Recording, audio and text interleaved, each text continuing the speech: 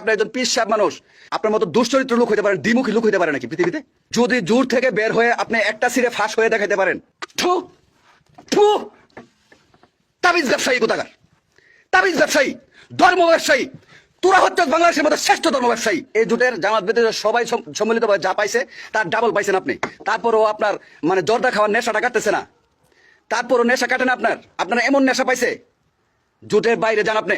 এই জামাত ইসলাম বলবো, এই 12 দলকে বলবো, ক্ষমতায় পরে ছুটে মিয়া, ছুটে তাকে যদি বের করে না হয়, 12 দল ভেঙে 11 দল করেন, তাকে বের করে দেওয়া হোক। তাকে আমি দেখতে চাই না।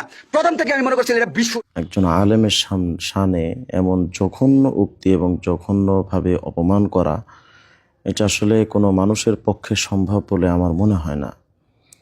কিন্তু এই মানুষগুলোর পক্ষে সম্ভব, কারণ যাদের অস্তিত্বটাই আলেম ওলামা এবং ইসলামের বিদ্বেষ লালন করে, সেই জামাতি ভাইয়েরা যে এভাবে আলেম ওলামাকে গালি দিবে না, এটা অসম্ভব কিছু না, এটা হতেই পারে, এটা অস্বাভাবিক কিছু না।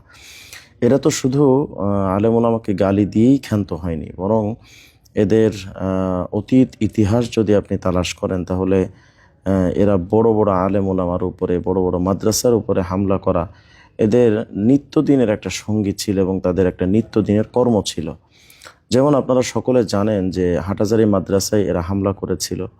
শুধু তাই নয়, আপনাদেরকে আজকে নতুন আর একটা ইতিহাস আপনাদের সামনে তুলে ধরবো।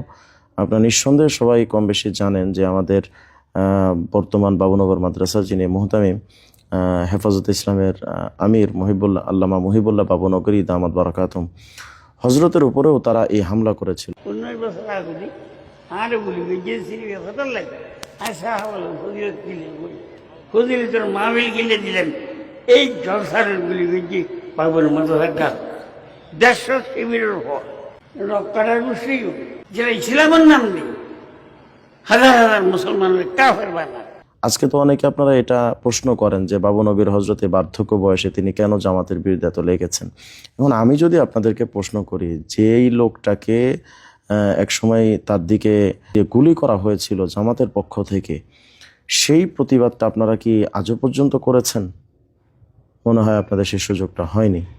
একজন বুজুর্গ আলেম, একজন মুস্তাঈদ একজন আলেম, একজন মুক্তাদা আলেম, তাকে জামাত শিবিরের লোকেরা গুলি করলো এবং সেই থেকে আজ অবধি আপনারা এটার কোনো প্রতিবাদ পর্যন্ত করলেন না এবং এটার নিন্দা পর্যন্ত জানালেন না। যারা এই কাজটা করলো তারা তওবা করেছে বা হুজুরের কাছে ক্ষমা চেয়েছে, এমন কোনো ইতিহাসও পাওয়া গেল না।